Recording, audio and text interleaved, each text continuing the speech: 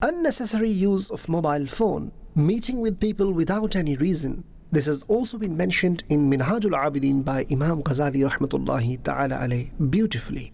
And further, bad habit of useless conversation.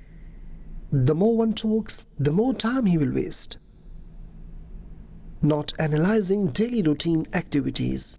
I'd read in a book that make a to-do list for tomorrow. Write that in advance. Don't habitualize yourself to think on the same day what you're going to do. Some people avoid seclusion. They don't want to be alone. They always try to be in gatherings with people around somebody and avoid being alone. Whereas one needs loneliness in order to plan. For this one requires a peaceful atmosphere and concentration. I have a personal experience and really I found it very important. Well, I think some people have got this misunderstanding. If somebody would look at them being alone, then they might presume that this person has got nothing to do.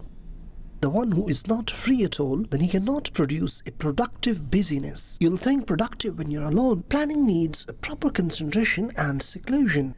All of this needs a free time and seclusion. And when you're sitting alone, then people think that he has got nothing to do, isn't it? So, creative work is done in seclusion. Not leaving your bed early. This will also waste your time. Attitude of doing later. We'll do it tomorrow. We'll do it later. Okay, I do it. This attitude will waste your time. And then laziness. It has been prayed to seek refuge from laziness. Allahumma inni a'udhu bika min al-ajzi wal-kasal.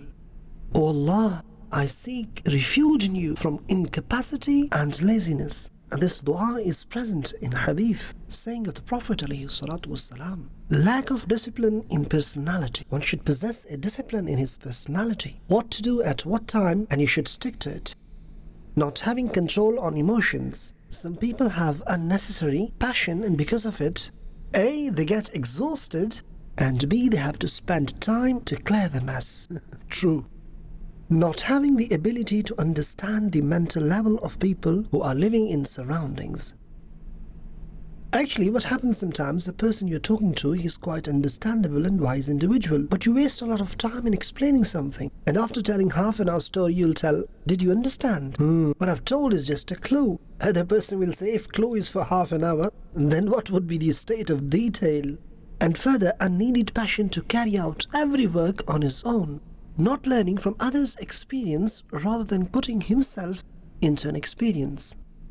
It's a summary of Hafiz Millat rahmatullahi ta'ala alayhi's saying, say I want to build a house, and I can come to your house and ask, how did you build yours? This will help you. You may be guided that, brother, don't use this because when I used it, I had a loss. So you can learn from him. So there are many things where you can learn from others' experiences. This will not only save your time but also your money. A wish to become famous. This desire also wastes your time. It puts you in queues, makes you wait, not finishing your task on a given time, being under pressure. This takes a lot of your time in thinking, remaining worried for no reason.